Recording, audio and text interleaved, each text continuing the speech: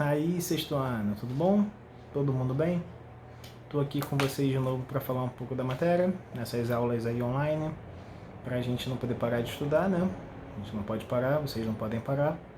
Então, estou trazendo para vocês aqui uma parte da matéria, do livro de vocês, conteúdo, tá aqui. Está na página 230, aqui está um pouco escuro, 230, isso mesmo, do livro 2, tá? Referente às questões ambientais, sobre probleminhas que acontecem com o meio ambiente. A gente sabe que as ações humanas, desde o começo do ano que a gente fala de paisagem natural e paisagem modificada, sofrem as ações humanas. Então o ser humano está sempre alterando a paisagem. Pode ser só por passar, construir uma estrada, enfim, um porto, sua casa, hospital, qualquer coisa que a gente transforme para o nosso modo de vida, altera a paisagem. E isso pode gerar um problema ou não ao meio ambiente. No caso das ações danosas ao meio ambiente, a gente pode citar várias: poluição, desmatamento, queimada, fumaça, a gente pode pensar nas fábricas. Então, de maneira geral, tudo que a ação que o ser humano faz afeta o meio ambiente. O lance é que a gente tem que contar como é que isso vai acontecer. Vai ser muito ou se vai ser pouco problemático e quais as consequências, tá? Então, o nosso livro, ele traz algumas bem impactantes, tá? A primeira que ela está trazendo aqui, ó, nas questões ambientais, é a poluição e a contaminação do ar, que é ótimo porque a gente está ótimo para a matéria, porque a gente está falando de clima e a poluição atmosférica ela intensifica o efeito estufa. A gente falou do efeito estufa num vídeo anterior, que é a capacidade do nosso planeta, da sua atmosfera, de reter o calor que o Sol traz para nós.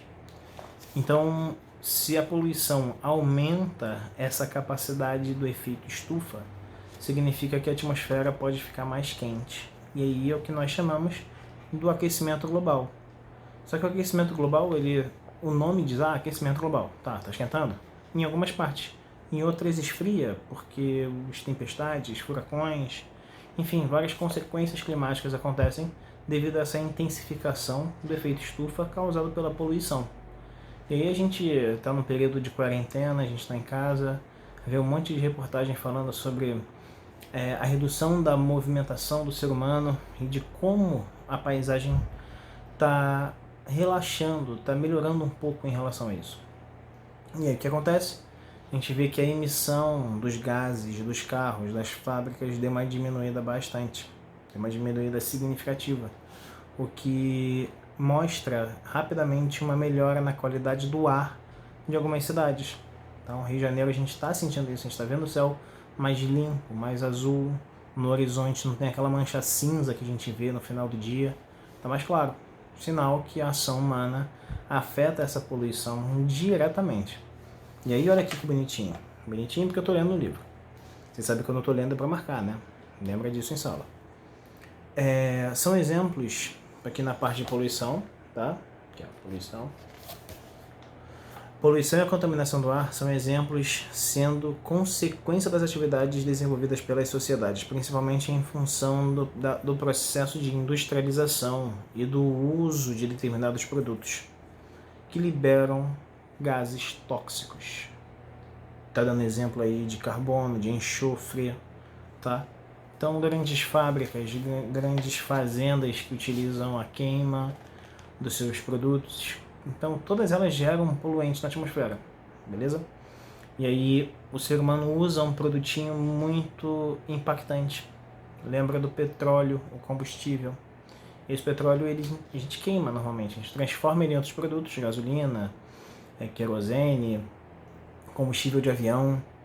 Isso, quando queima, libera gases para a atmosfera. E aí você tem que pensar que esse petróleo estava guardado no solo, subsolo, está lá preservado. E a gente pega e queima, adicionando isso na atmosfera. A atmosfera não estava esperando por isso. E ela se transforma com essa ação humana.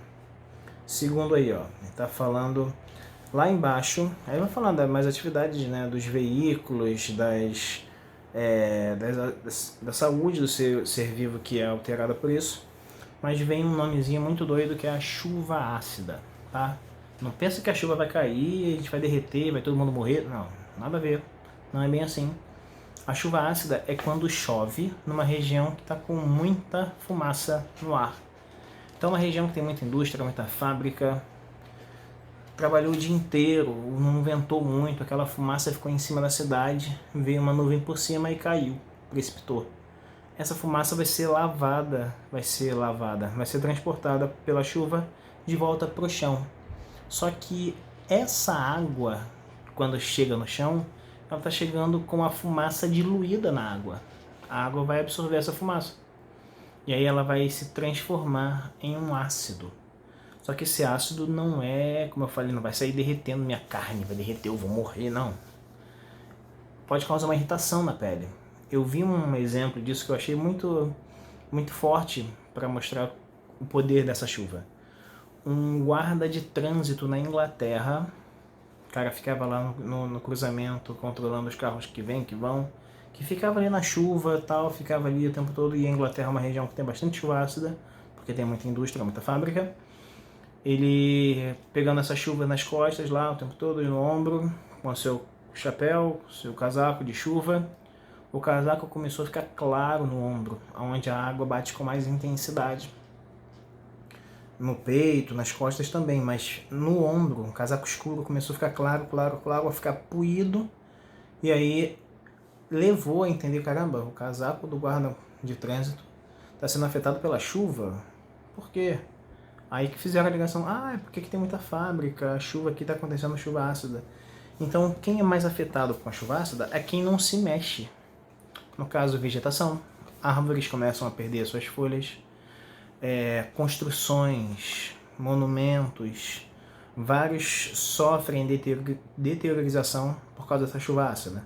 Mas lembra, não sai derretendo tudo de uma vez, não vai saindo fumaça derretendo, queimando, não. Ela é lenta, ela atua aos pouquinhos, mas está atuando sobre as estruturas fixas, tá? Beleza? Então tem aqui umas imagenzinhas embaixo que mostra uma floresta afetada pela chuva ácida, totalmente sem folhas, tá? E inversão térmica e ilha de calor, na página seguinte. Inversão térmica é complicada porque a gente tem que lembrar que o ar frio desce e o ar quente sobe. Num dia muito frio, as casas, as fábricas, os carros, liberando a sua fumacinha ao longo do dia, esse ar frio vai estar concentrado, vai ficar preso no chão. Essa fumaça não vai embora. Então o ar frio vai ficar preso numa camada chão, ar frio e em cima ar quente. Esse ar frio não vai se dissipar, vai ficar concentrando a poluição. Isso é inversão térmica. Olha aqui. Só para a gente poder ver como é que o texto está bem, mais ou menos disso que eu estou falando. Além da chuva ácida, podem ocorrer as inversões térmicas. Quando uma camada de ar quente permanece estacionada sobre respectiva área, espaço urbano, principalmente na área urbana, pois a camada de ar fria que está sobre ela não permite a sua dispersão. Então, o ar quente está em cima, o ar frio está embaixo, e o ar quente fica distante disso.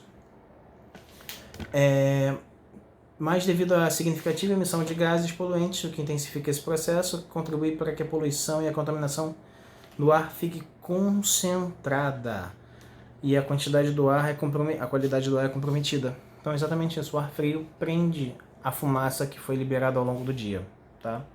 E a última aqui é a que eu mais gosto, ilha de calor. Ilha de calor.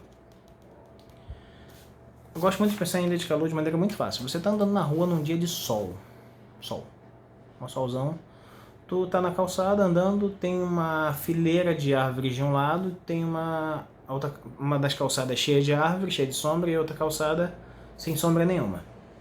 É muito mais agradável você andar na sombra, né? Então o que acontece? Nos centros urbanos, a gente não vê muita árvore. A maior parte está com asfalto, concreto, casa, prédio.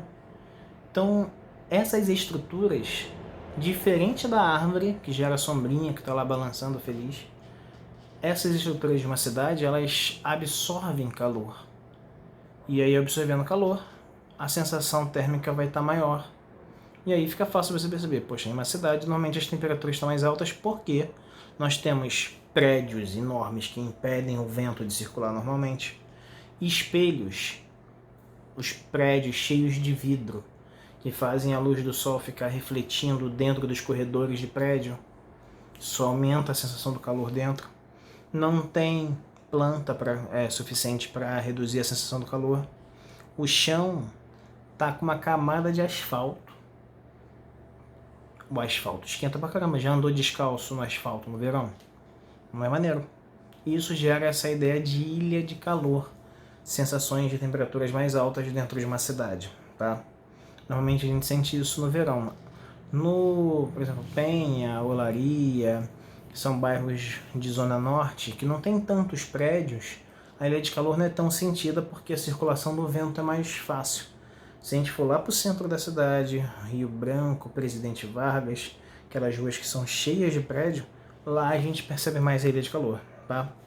Então, falamos aí um pouquinho dos impactos. Ilha de calor, vou ver se eu boto um videozinho para vocês também, adicionar aí mais um vídeo. Eu acho que esse vai ser em português normal, tá? Beleza? Então, fiquem com Deus, cuidem-se, descansem, estudem, tá? Tamo junto.